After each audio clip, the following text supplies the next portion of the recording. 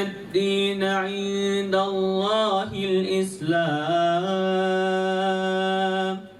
وما اختلف الذين أوتوا الكتاب إلا Bismillahirrahmanirrahim.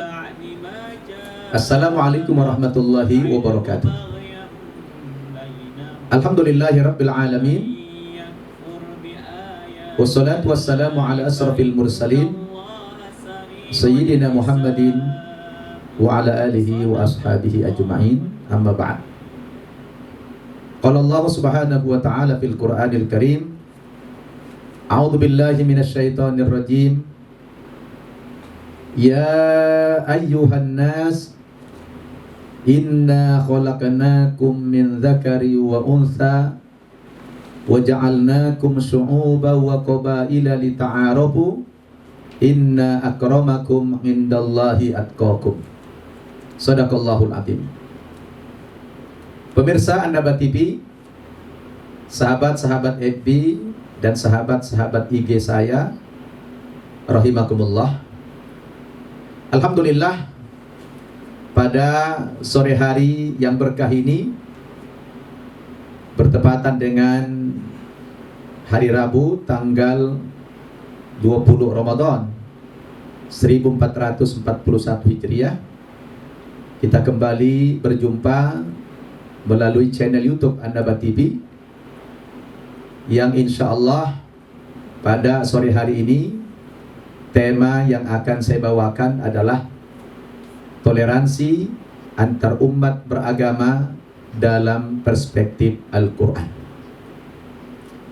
Pemirsa An-Naba TV rahimakumullah, saya berharap mudah-mudahan antum semua tidak bosan melihat wajah saya dan penampilan saya, karena saya berusaha untuk mengisi syiar Islam, dakwah-dakwah melalui sarana dakwah yang kami miliki, yaitu YouTube An-Naba TV.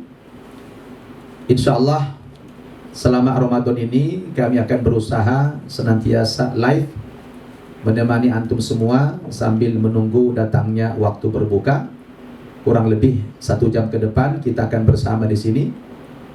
Dan kemarin sore saya mohon maaf karena saya sedang melakukan live dari studio Madani TV yang diparalelkan kepada channel YouTube An-Naba TV, tapi sepertinya kemarin agak kurang lancar internetnya sehingga tersendat-sendat.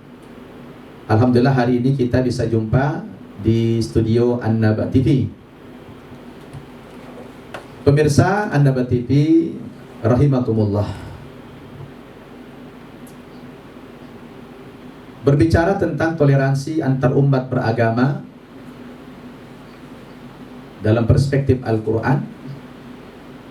Alhamdulillah, kita umat Islam sangat bersyukur kehadirat Allah Subhanahu wa Ta'ala, bahwa kita memiliki kitab suci yang sangat komplit. Al-Quran bukan saja berisi tentang ritual-ritual ibadah, bukan hanya berbicara tentang hukum-hukum syariat, tetapi Al-Quran ini adalah pedoman yang sangat universal, yang sangat menyeluruh. Maka Allah Subhanahu wa Ta'ala menegaskan dalam Al-Quran, ma farratna fil kitabi min syai'. Tidak ada yang luput dari jangkauan Al-Quran. Apa saja ada petunjuk dan pedoman di dalam Al-Quran. Termasuk materi yang akan kita bahas pada sore ini adalah bagaimana pandangan-pandangan Al-Quran tentang toleransi antar umat beragama. Pemirsa An-Naba TV rahimakumullah, saya tertarik membahas tema ini karena memang kita lihat beberapa tahun belakangan ini sering sekali terjadi konflik-konflik horizontal yang bernuansa SARA. SARA itu kepanjangannya suku, agama, ras, dan antar golongan. Tetapi yang paling sering benturan-benturan di masyarakat ini pemicunya adalah paling banyak itu agama. Ya, pemicunya paling banyak adalah agama. Kenapa? Karena isu agama itu paling sensitif, saudara-saudara. Orang Kalau sempat ada orang lain mengejek agamanya, itu cepat sekali muncul amarah, emosi orang tersebut. Nah, oleh karena itu, sebelum kita membahas bagaimana pandangan Al-Quran tentang toleransi antar umat beragama, kita kembali kepada sejarah Orde Baru dulu, di mana dulu masa Pak Harto sudah memikirkan bagaimana membuat aturan tentang toleransi ini. Saya masih ingat dulu di masa Orde Baru itu ada trilogi toleransi. Jadi ada 3 ajaran toleransi yang ditekankan oleh pemerintah Orde Baru waktu itu. Yang pertama adalah pentingnya toleransi antar umat seagama. Kemudian yang kedua, toleransi antar umat beragama. Dan yang ketiga, toleransi antar umat beragama dengan pemerintah. Nah, inilah trilogi toleransi yang dibangun oleh pemerintah kita dulu. Dan ini sangat bagus sekali. Nah, toleransi yang pertama itu toleransi antar umat seagama. Ternyata saudara-saudara, benturan-benturan di masyarakat bukan saja antar agama, tapi banyak juga ternyata di kalangan umat ini, khususnya kalangan muslim, terjadi benturan antar umat seagama. Jadi muslim dengan muslim juga kadang-kadang sering benturan. Kristen dengan Kristen juga benturan. Ya, dan umat-umat yang lain juga demikian. Tapi saya tidak masuk kepada agama orang lain, kita bicara tentang Islam. Kenapa juga terjadi benturan antara muslim dan muslim atau yang seagama ini? Karena kita tahu memang di dalam agama Islam kita ini banyak sekali firqah-firqah, banyak cabang-cabang, banyak kelompok-kelompok yang kadang-kadang masing-masing kelompok itu mengklaim dia yang paling benar. Nah, karena kita sadar juga, karena masyarakat kita ini mayoritasnya adalah awam, orang-orang yang tidak paham agama, ya karena faktor kemiskinan, sehingga pendidikannya sangat terbelakang begitu ya. Nah, kalau ada isu agama atau aliran itu disinggung sedikit saja langsung cepat marah, luar biasa. Maka bagus sekali kalau pemerintah dulu meletakkan itu, betapa pentingnya ya membangun toleransi antar umat seagama ini. Jadi antara satu organisasi Islam dengan organisasi Islam yang lainnya harus saling bertoleransi, saling menghargai.